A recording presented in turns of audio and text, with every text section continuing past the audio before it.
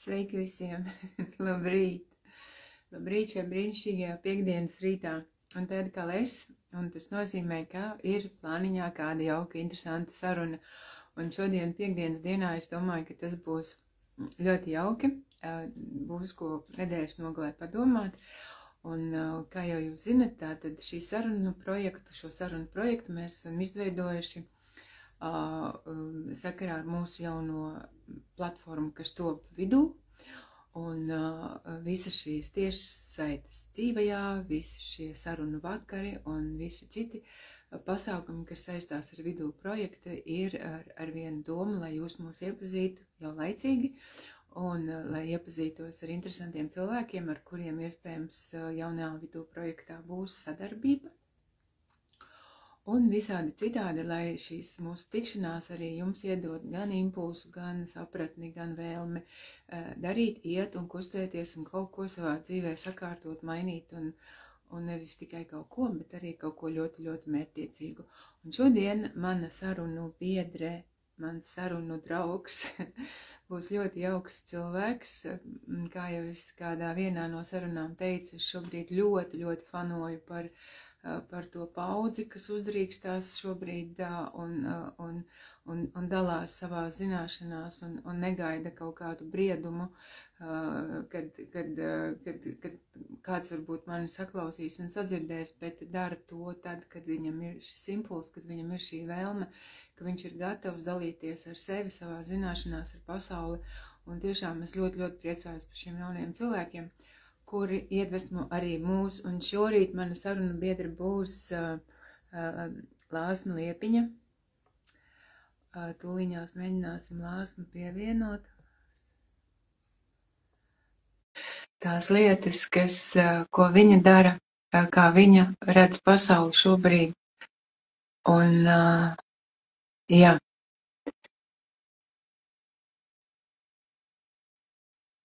Tā.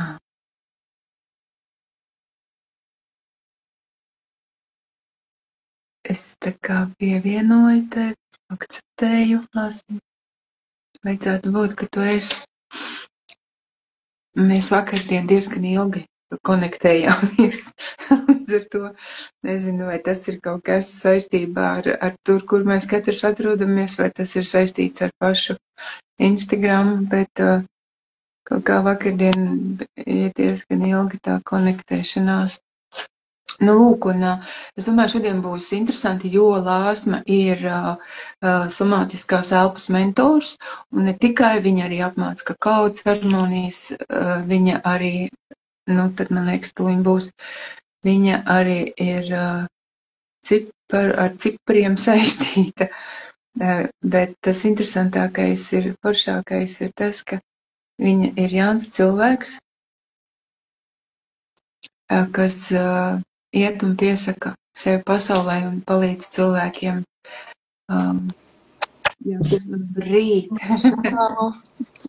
Tā, tiešos bišķiņ to. Kā šitā. Tā, ceru, ka mani dzird. Jā, tevi dzird, es dzirdu labi, es domāju, pārējie arī dzird. Brīt, Lāsma. Prieks man tevi redzēt, un parasti ir tā, kad šitādi notikumi dzīvajā, kad ieraug viens otru pirmo reizi. Ja? Un es jau mazliet pastāstīju, varbūt, ka tu mazliet dzirdēji par to, ka es tiešām šobrīd iedvesmojos un ļoti, ļoti priecājos par jums, par to paudzi, kas šobrīd nāk un runā un negaida kaut kādu briedumu vai kādu pareizāko brīdi. Un man liekas, ka tu esi viens no tādiem piemēriem, jo tu esi ļoti jaunu gados. Un tas, ko tu dari jau ar kādu jaudu, ar kādu mīlestību, vismaz to, ko es esmu redzējusi, ar kādu tādu atdevi un pārliecību, tas vienkārši ir fenomenāli, jā, un tas arī kaut kā iedvesmo, man liekas, ka nu, mums katram pašam, teiksim, paskatīties, kāds azarts ir manā dzīvē, kā es eju pa savu dzīvi, vai es esmu tur nekāda, vai es arī esmu pilna ar elpu, ar drosmi, ar uzdrīkstēšanos un iet. Tāpēc varbūt tās gribu tev sākumā pajautāt, nu, mazlietiņ varbūt tās, nu, kas varbūt bija tas tavs atspēriena punkts, kad tu sāki ka tu gan ceļoji, saprotu, un daudz ko es arī piedzīvoju. Kas bija tavs atspērienu punkts, kad tu sapratīji, ka tu esi tāda, kāda tu esi šobrīd, vai tas tavs ceļš, kā tu līdz tam nonāci? Jā, paldies no sirds, kad es varu te būt un es varu dalīties, un es ļoti, ļoti novērtēju vienmēr, kad kāds man kaut kur uzaicina padalīties, parunāt, jo runāt man patīk, tas ir mans arī no cipariem, mans talants runāt, bet, jā, nu, man vispār es tagad pirms sarunas tieši atveru kalkulātoru izrēķināt, cik gadus atpakaļ vispār sākās tas mans ceļš, un jā, tu pieminēji, ka es esmu jauna, man ir šogad paliek 27 gadi, bet vispār viss tas mans apzinātais ceļš sākās jau tad, kad man bija 16. Es pametu Latviju, 9. klasi pabeidzot, aizbraucu uz Angliju dzīvot, un man šķiet, ka tā bija tā mana Pandoras lāde, kur man tur bija jātiek tikai tāpēc, lai atvērtos, nu, es atvērtu sevi visām šīm te lietām, jo tur burtiski man sāka plūst iekšā, nu, pilnīgi viss tur meditācijas, jogas, elpas, visādas augu medicīnas, gongi, skaņas, nu, tā kā viss. Viss iespējamais, visādi arī, tur arī, protams, man bija lielāks tāds iespēja sadzirdēt visādus ārzemju jau runātājus, ārzemju zinātniekus, skolotājus, kas jau par tām visām lietām runā. Līdz ar to man jau tas īstenībā ir tā kā jau pašsaprotami, jau ļoti, ļoti sen no tāda agra vecuma. Un tāpēc tu jautāji man, kā es nonācu līdz tam, kas es esmu šodien. Man liekas, ka, zin kā, šobrīd jau kaut kādus pēdējos gadus ir tā, ka es nezinu neko citu, nu tā kā es nezinu, kā var būt citādāk, un es esmu vienkārši tas, kas es esmu. Es daru to, ko es māku, kas man sanāk, un es neko citu nemāku. Un tāpēc es vienkārši dzīvoju pēc tāda diezgan liela flova, un pēdējos jau ļoti izteikti 3 gadus es tiešām kaut kā sekoju tai iekšējai sajūtai, kur viņa mani ved, jo arī šīs te minētās kakao ceremoniju apmācības, pieņemsim, nekad neplānoju viņas vadīt, nekad nebija doma kaut ko tādu darīt, bet tikai tāpēc, ka cilvēki man rakstīja, es domāju, nu labi, ja jau jums interesē, pamēģināšu, un pirmajā dienā burtiski man bija soldauts visam tam kursam, un es sapratu, ok, labi, laikam šis ir kaut kas, kas man ir jādara. Un tā, tur, kur ir tas pieprasījums, tur es saprotu, ka tas ir tas mans, kur es esmu tā kā vajadzīga. Un tad es vienkārši turpinu darīt to, kas cilvēkiem interesē. Un tādā veidā es saprotu, ka tā ir arī tā mana kaut kāda sava veida misija. Ja cilvēkiem mani vajag, tad es tur eju. Ja es kaut ko izdaru un man tas nesanāk, tad es tā kā padomāju, ka varbūt tas bija caur manu prātu, caur manu ego, ka man to gribējās, nevis kādam tas bija vajadzīgs. Un tā. Tā kā...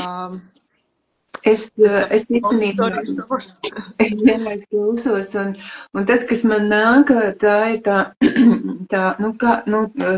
kā tas ir, kā tu pati saki, ja es daru to, kur mani ved, ja, bet, lai tu varētu sadzirdēt to, kur tevi ved, tev ir jābūt tai iekšējai uzticēšanās un tai brīvības sajūtai.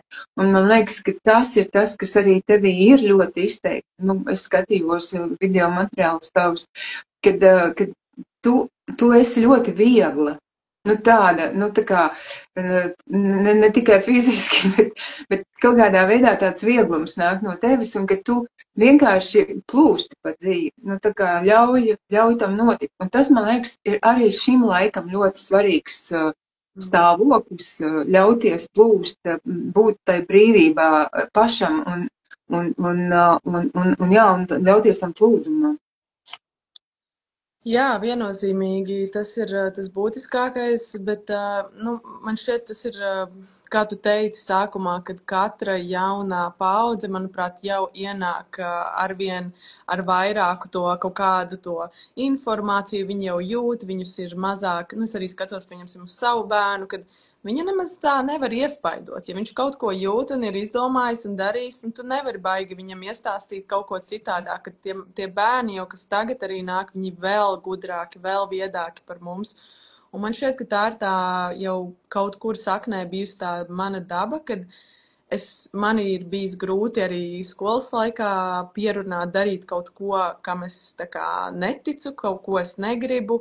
Man arī pēc cipariem un daudzām šīm te dažādām metodēm ir tā ļoti izteiktā intuīcija, kad kaut kā es esmu spēcīgā saiknē ar viņu, un protams, kad ļoti ilgu laiku manī bija tās šaubas, ka vai šī ir mana intuīcija, vai tas ir mans prāts, bet tad laika gaitā es sākotnēji sāku ar tādiem maziem solīšiem, kad es sajūtu to kaut kādu intuīciju, un es īsti nesaprotu, vai tā ir intuīcija vai prāts, bet es tā kā domāju, labi, pamēģināšu, te nekas tā kā traks nenotiks, un tad jau pa bišķiņam tu sāc sev tā kā noticēt, sanāk vienreiz, sanāk otrais, un ir tā, kā tu domāji, un caur tādiem pavisam maziem ikdienas brīžiem parasti apstiprinās tās intuīcijas patiesums, un tad tu, vai arī citreiz tu noreaģē pēc tā prāta, bet notiek tā, kā tava intuīcija jūta, un tad tu saproti, ka vajadzēja tā darīt, un tā ar laiku vienkārši tu sevi stiprini, un tagad jau, protams, tāpat ir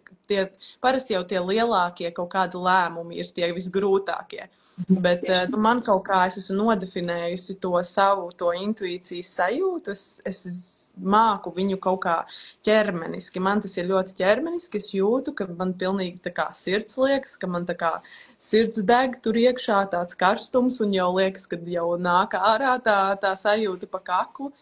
Un tad es saprotu, es nevaru nedarīt, lai arī kā negribas, lai arī liekas neloģiski prātam, bieži vien bailīgi ir, bet kaut kur es kaut kam vienreiz teicu par to, ka es laikam esmu es esmu laikam par vāju, lai ilgstoši sev ļautu ciest.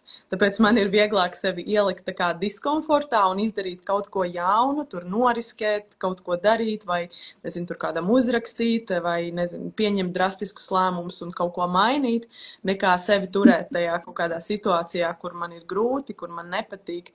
Un tieši laikam tas ir arī tas mans dzinuls, vienmēr tiekties, mēģināt, mainīt kaut ko, tur riskēt, iet ārā, miedarboties ar cilvēkiem, un jā, tas visu laiku tā vēlme kļūt tā kā labākai sevis kaut kādai versijai. Jā, un tā turēšana sevi tajās enerģijās, ko tu teici, tad tā jau arī ir īstenībā tāda vardarbība pret sevi, ja tu ilgstoši sevi turi kaut kādās bailēs un šaubās un neticībā un atlikšanā, kas starp citu ir viena no tādām ļoti lielām, liekas, tādām lietām, kas traucē mums virzīties uz priekšu. Un tad man tev ir tāds jautājums, mēs varētu pāriet tagad pie darīšanas, no runāšanas pie darīšanas. Tavā praksē, tu droši vien caur tevi šobrīd ir gana daudz cilvēki gājuši caur tavām pieredzēm un tavām praksēm. Kā tu cilvēkiem palīdzi tad, kad viņš ir, tā kā transformējies, tā kā viņš ir pieredzējis, sapratis, tas ir tā kā viens, bet tas nākošais solis ir, viņš pēc tā visa, viņš atgriežās savā ikdienā. Un tur jau sākās tas lielākais darbs, kad viņam ir jāmācās integrēties ar tām savām pieredzēm, jaunajām zināšanām. Tajā pat, no sākotnēji tā ir tā pati vecā vide. Viņš pakāpeniski to vidu maina, ja? Kā tu cilvēkiem, ko tu viņiem iesaki, kā tu varbūt vai palīdzi, ko viņiem darīt tad, kad viņš ir izgājis, nezinu, šo te elpošanas praksi, atvēris sev kaut kādas lietas vai atlaidis kaut kādas lietas, un kas ir tas, ko tu viņam iesaki, vai kādas ir tava pieredze tajā? Jā, ļoti labs jautājums, jo tā integrācija, manuprāt, ir tas, kāpēc ļoti daudziem nenotiek kaut kādas pārmaiņas, kad cilvēki nedara to integrāciju. Jo, jā, es varu tikai kaut ko pateikt, es varu ieteikt, bet es nevaru nevienu vietā, diemžēl, neko izdarīt. Līdz ar to tas pa lielam ir mūsu katru, tā kā, atbildība, vai tiešām es kaut ko gribu mainīt, jo, jā, kā tu saki, viens ir saprast, es tur ieeju elpošanā, es saprotu, wow, tur tas un tas un tas, ieraugu kaut kādas vīzijas, saprotu, kāpēc es rīkojos tā un tā, bet es izēju pa durvīm un es jau aizēju savā dzīvē un es atkal daru tās pašas lietas. Ir parasti pēc katras sesijas mēs vēl runājam, mēs apspriežam, kas ir pieredzēts, kas ir sajusts un saprasts, un ir divu tipu tādi rezultāti. Ir vienas sesijas, kāds var būt, ir, kad tā transformācija cilvēka ķermenī ir bijusi tik jaudīga, ka jau ir noticis ļoti spēcīgs neironu kaut kāds pārslēgums, savienojums, ka tas cilvēks pilnībā viņš jau pieceļas un viņš jau jūtas citādāk. Tā pieredze ir bijusi tik jaudīga, ka viņš jau izējot pa durvīm ārā ir sajūtis vai nu to drosmi, kas viņam ir bijusi vajadzīga, lai pieņemtu kaut kādus lēmumus un kaut ko mainīt, vai nu viņš beidzot ir sapratis, kas viņam ir jādara, un tagad viņš var iet un to darīt, lai atkal kaut ko savā dzīvē mainītu. Bet ir otra tipa cilvēki, kuri viņi ir tā kā uztaustījuši, kas ir tas varbūt traucēklis dzīvē vai kas ir tā lieta, ar ko būtu jāstrādā, bet tas pilnais neironu, tas pārslēgums, viņš nav līdz galam noticis, viņš ir tā kā procesā vēl. Un tie ir tie cilvēki, kuri visbiežāk arī neizdarīs neko, tāpēc, ka tev ir jābūt ļoti apzinātam tajā situācijā, tev, pēkšņi kāds konfrontē, vai tu atkal tiec iemests tajā pašā vecajā situācijā, un tad tev ir tā kā apzināti jāpiespiež sevi rīkoties citādi, jo tagad jau tu to redzi, tu vairs to nevar neredzēt. Un tas ir tā katra cilvēka tikai un vienīgi paša atbildība. Es varu ieteikt visu kaut ko, dažādas metodas, kā ar to rīkoties, bet es nevaru to izdarīt tā kā paša ceļā. Tieši tāpēc es pārsvarā ar cilvēkiem strādāju uz vairāku sesiju ciklu, lai mēs varam spēcīgāk iesakņot tās jaunās pārliecības, un patiesi es tieši šodien arī šēroju storijā vienu video, kur ir parādīts, kā tās smadzenes veido tos jaunos neironu savienojumus. Un ilgtermiņā jau strādājot, tu tiešām redzi, kā tas cilvēks mainās, kā mainās viņa dzīve, viņš jau neapzināti jau sāk darīt citādāk. Ka tur jau vairs viņam tas nav sevi jāpiespiež vai kas, jo tas ķermenis iekšēji mainoties, maina arī to, kā tu reaģē ārēji. Vai nu tu saproti, ka notiek tur tā pati situācija, kas kādreiz man būtu kaitinājusi, es būtu dusmīga, es tur uz visiem sāktu kliegt, bet pēkšņi mani tas vairs nekaitina, mani vairs tas neaizskar, es uz to vienkārši skatos un tādu neitrālu prātu vēroju. Tā kā ir ļoti, ļoti individuāli tie procesi dažādi. Jā, tas arī, es esmu novērojis pie sevis šobrīd, ka lietas, kas man kādreiz ļoti, tā kā par kurām es uzreiz uzcepos vai kaut kādi citādi kaut ko bubināt sāku pie sevis, tad es tagad tā paskatos nopietni. Labi, tāds ir tāds baigais lielais miers, bet tas ir tāds darbs ar sevi, tas jau nenotiek tā vienā mirklī, bet labi, bet kas ir tas, varbūt tavs kaut kāds ieteikums tiem cilvēkiem, kas netiek pāri, kas tā kā liekas, viņš atnāk, viņš saprot, bet viņš tomēr tajā, jo saprot, tā vide ir ļoti spēcīga, manuprāt, tā ir katram citādāka, tā nav kaut kāda viena recepte, jā, noteikti, bet tā vide ir tā, kas bieži vien tos cilvēkus atvelk apakaļ. Kas ir tas, ko tu varbūt ieteiktu tiem cilvēkiem, nezinu, tur sēdēt vai, protams, visu mēs to zinām pie jūras un dabā un meditēt un tā tālāk, bet kā viņam nepazaudēt sevi, ieejot atpakaļ tai savā rutīnā, kas ir, šobrīd, jo viņš jau ir nācis, lai viņu mainītu, bet tā pirmā brīdī viņš vienalga atgriežas tajā vecajā vidē.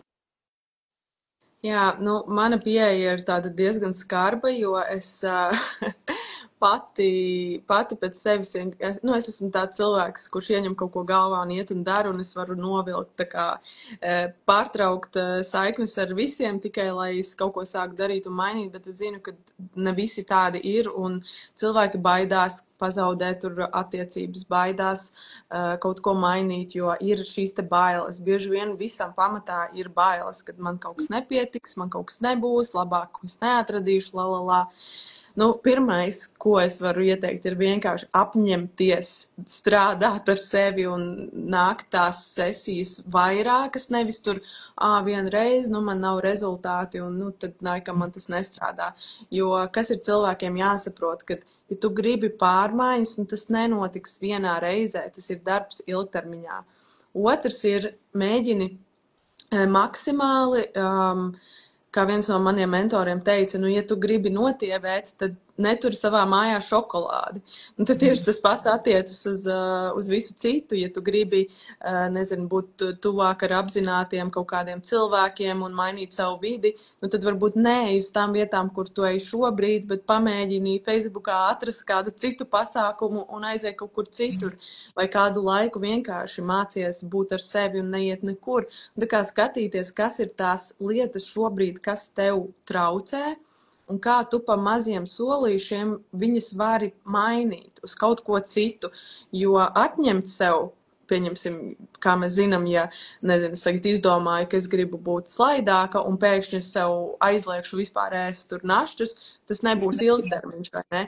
Bet, ja es padomāšu, kā es varu to neveselīgo šokolādi aizstāt ar kaut kādu našķīti, kas ir veselīgāks, tas jau būs realistiskāk. Tieši tāpēc tāpatās ar cilvēkiem pa bišķiņam, tu saproti, ka tu esi kaut kādās toksiskās attiecībās ar savu draudzeni, ka tev, reāli tu saproti, ka tu katru reizi esi izsmelta, neesi piepildīta, viņa tevi slikti kaut kā ietekmē.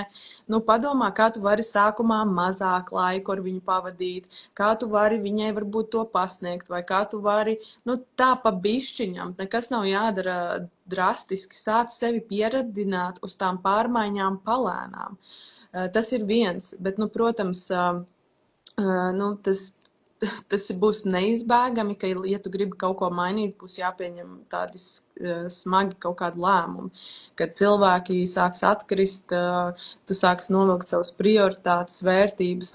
Tas izaugsmes ceļš, viņš nav vienkārši, es teiktu, un tieši tāpēc ne visi arī viņu izvēlas iet, tāpēc, ka, atkal ir ērti tur, kur mums ir, un ir šīs te bailes, un tas arī ir, diemžēl, tas, tā patiesība, ar ko ir jāpieņem. Arī es esmu ilgstoši bijusi vienkārši viena, bez draugiem, bez kaut kādiem cilvēkiem, jo sapratu, ka visi, kas man ir apkārt, vienkārši ietekmē mani ne tā, kā es to gribētu. Arī ar vecākiem man ir bijis periods, kad es mazāk tiekos, jo es sapratu, ka man ir jābūt skaidrībā ar to, kas es esmu, lai es būtu tajā centrā un spētu viņiem sevi vispār prezentēt ar pārliecību. Jo tiklīdz tu esi nepārliecināta par jebkuru savu lēmumu, tas cilvēks tevi konfrontēs un tu tā kā sabīsies un tu nespēji sevi aizstāvēt. Tu sāksi šaubīties, tu sāksi domāt, ka kaut kas nav kārtībā, ka varbūt tiešām es esmu stulba un kaut ko tur pieņemt, nezinu, kādus tur lēmumus. Tā kā, grūti ir kaut ko ieteikt, jo nav tāda vienkārša metode. Ir vienkārši jāiet un jādara, ir jāstrādā ar sevi. Un arī es vēl joprojām turpinu tās prakses. Un īstenībā tas ir arī tas, kas man ir mainījis. Vislielākais izrāviens notika tad, kad es sāku ieviest šīs te mazās ikdienas apzinātības praksītes. Pilnīgi katru dienu, 10, 15, 20, 30, 40 minūtes, cik man ir laiks, kurā dienā meditācija, kaut kādas pateicības prakses, pievēršanās savam ķermenim, tad, kad tu sāc tā kā skatīties sevi iekšā, jo tas tā pasaule, tas ir tās klišejisks teiciens, bet tā pasaule tiešām atspoguļo to, kas mēs esam. Un bieži vien ar šo te garīgumu mēs cenšamies, ir tas vārds spiritual bypassing, ka mēs tā kā kaut ko ar to garīgumu attaisnojam, kaut kādas tās savas iekšējās lietas, bet īstenībā, mums ir reizēm, jāskatās vienkārši patiesi, kas tur manī ir, kā es jūtos, kas man traucē, un tad ir jāiet un tas jārisina. Un tas nevienmēr ir vienkārši. Bet tā tas Es tev pilnībā piekrītu. Un jā, tas vienalga, kur tu mācies, kur tu dodies, ko tu apgūsti, pēc tam tas darbs jau būs pašam katram ar sevi individuāls, un to arī droši vien ir cilvēkiem jāsaprot.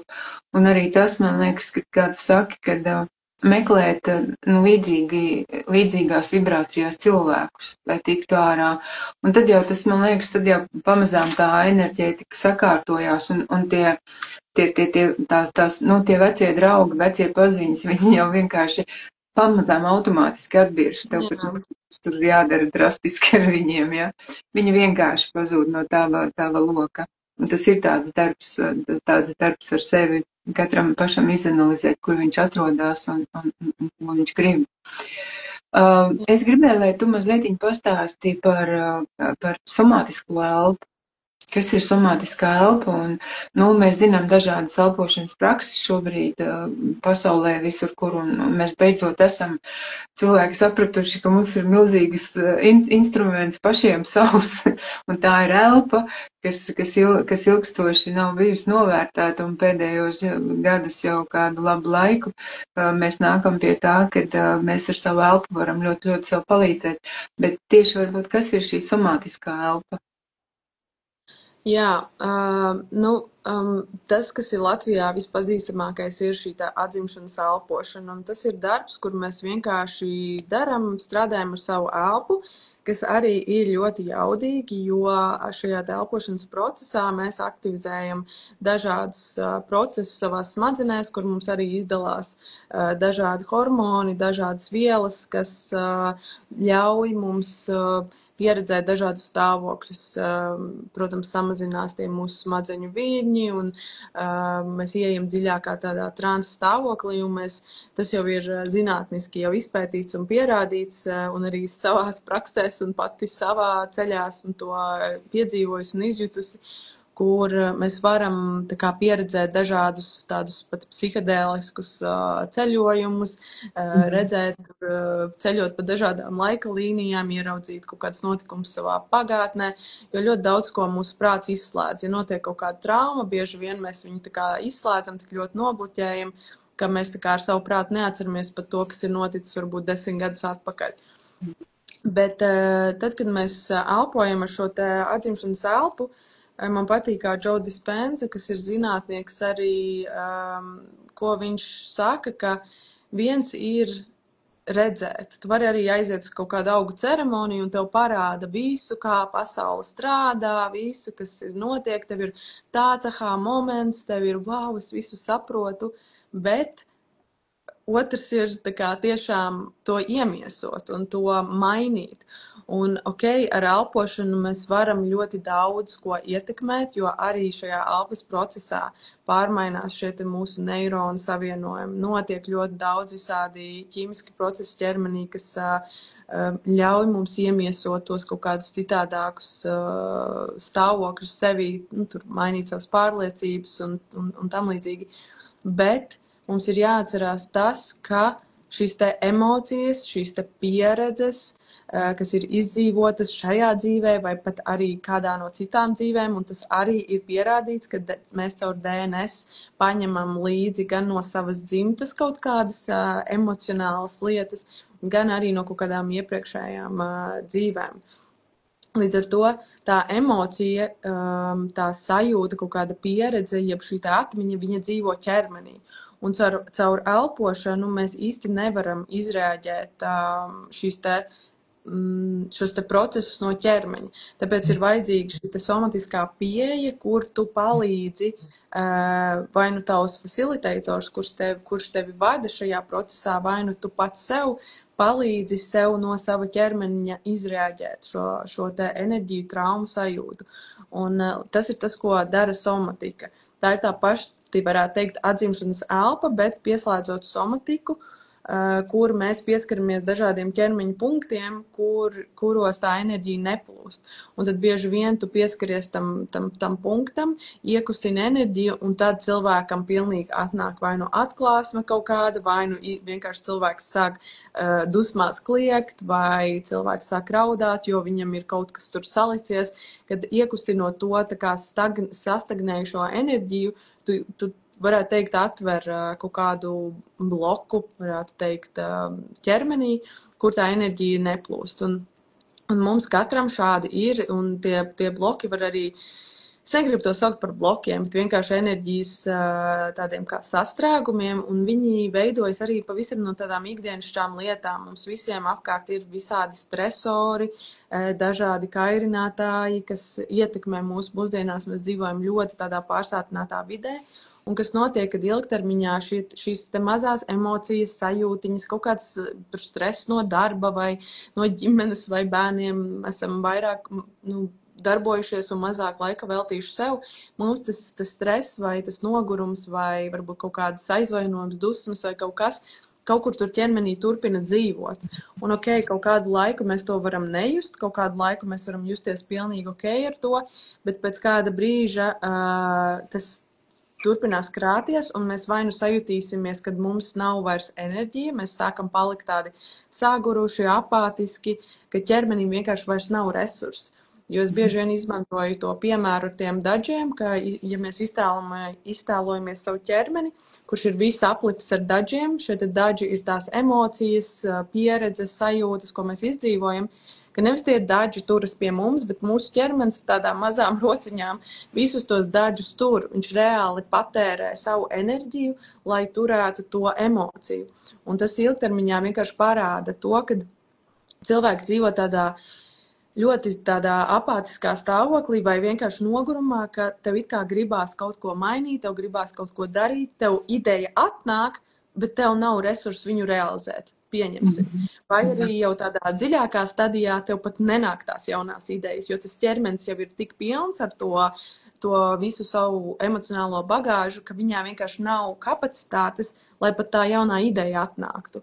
Un tāpēc šādā somatiskā elpošanā es to uzskatu kā tādu, ja mēs iztēlojamies biršti ar pudeli, ko mēs sevi izbirštējam kārtīgi, mēs vienkārši sevi atbrīvojam no tās liekās enerģijas, kas ir uzkrājusies, kaut kādas emocijas, kaut kādas, tam pat nav jābūt nekam mega traumatiskam, tā ir kā tāda ikdienas ķermeņa un prāta higiēna, kuru es rekomendēju darīt regulāri, nezinu, tur reizi mēnesī, reizi divos, vienkārši tādai sevis apkopēji, kur tu atbrīvojies no liekā, tu ļauj savam ķermenim izrēģēt caur kustību, caur vibrāciju, to, kas ir sakrājies, un tu jūti tās pārmaiņas, kad pēkšņi ir enerģija, ir drives, ir iedvesmā, tev atnāk varbūt kaut kāda jauna pat ideja tajā procesā, jo tad, kad tu kaut ko palaidi, tev pēkšņi atbrīvojās vieta kaut kam jaunam.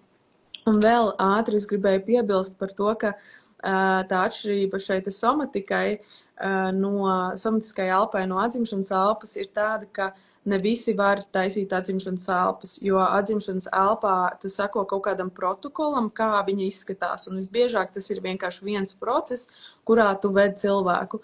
Bet ja cilvēks, kurš dzīvo nenormālā stresā ikdienā, viņam viss ir par daudz, viņš varbūt ir uzņēmējs, viņam ir vēl 3 bērni, viņš ir viens pats un uz visām pusēm, un viņa ķermenis jau dzīvo konstantā stresa tādā stāvoklī, ja tu viņu dzīsi iekšā šādā te atzimšanas elpošanā, viņam tas nodarīs ilgtermiņā vēl lielāku,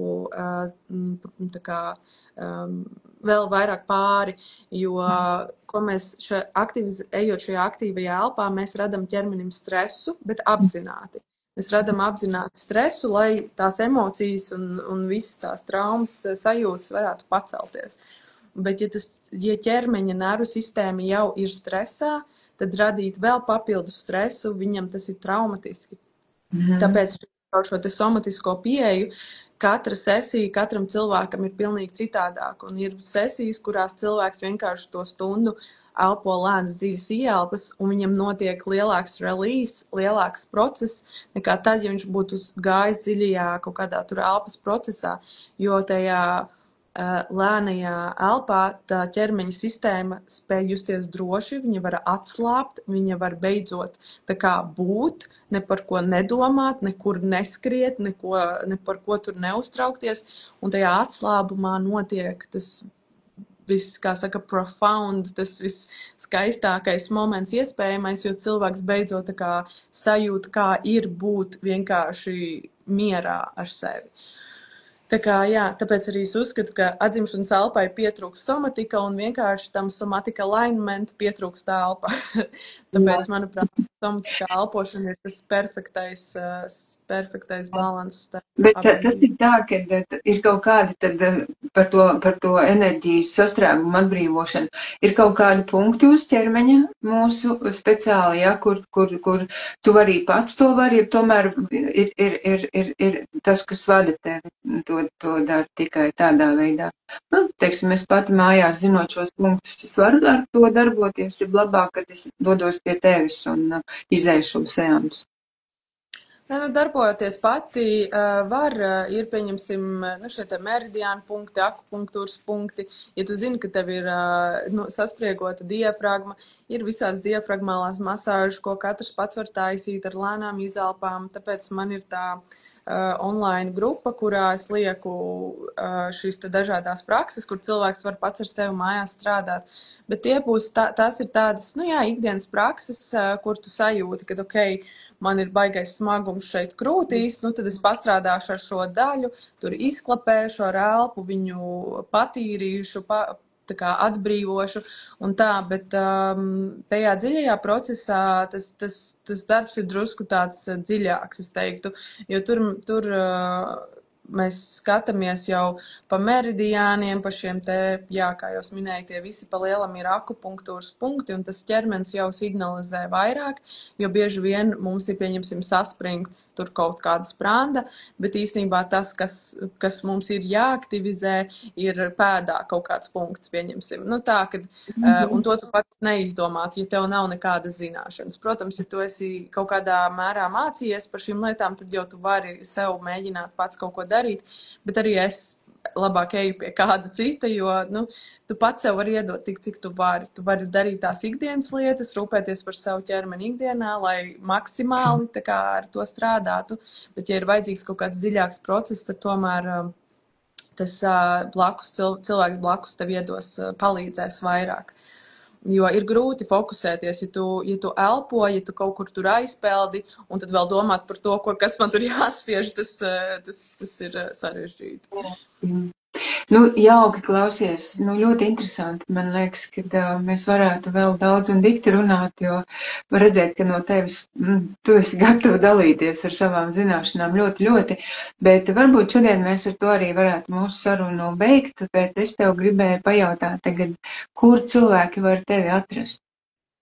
Visātākais, laikam, ir mans Instagrams, Lāsma Liepiņa ar 2 L pirms Liepiņa, un tur man linkā man ir salikts visi info, un Instagrams ir tā ērtākā platforma arī, kur man būt, tur ir arī links uz manu mājaslapu, ja kāds grib vairāk kaut ko palasīt, saprast par mani tieši, bet pārsvarā es ar visu dalos šeit Instagramā, tā kā, droši var man rakstīt, kas vienmēr atbild. Jā, paldies, liels, ka tu atradi laiku, un tiešām bija ļoti interesanti, un es ceru, ka mēs vēl izdomāsim, kā kaut ko kopā radīt, un es savukārt gribu pateikt to, ka visas šīs te sarunas, kas ir jau no vakardienas zem šīs te tēmas, kas notiek pēc tam, kad mēs esam izgājuši šīm transformācijām cauri. Mēs visu šo te vedam uz 13. maiju, un 13. maijā notiks mūsu otrās sarunas te vidū, kurā mēs tad runāsim ar mūsu ekspertiem, un tie būs 3 vīri laivā, 3 kungi, 3 jauni vīrieši, kur mēs par šo te tēmu diskutēsim un runāsim un atbildēsim jau uz konkrētiem jautājumiem. Un vēl maija beigās mums ir paredzēta ļoti jauka nedēļas nogale onlainā brīvdienu praksi sev, arī par to sekojiet līdzi, un mēs visi virzamies tajā virzienā. Un paldies visiem, kas mums seko, klausās un atbalsta. Un, jā, lai jums superīga piekdiena, lai jums viss jauki. Un vēlreiz, Lasmiņa, paldies tev par sarunu. Paldies tev. Es tiešām esmu ļoti priecīga, un lai tev viss notiek, lai tev veicās, un iespējams, ka mēs vēl šo to pastāstīsim mūsu mīļajiem klausītājiem, kaut ko uzradīsim. Droši. Labi. Paldies visiem, kas klausīs. Ar tā visiem. Tā viņa.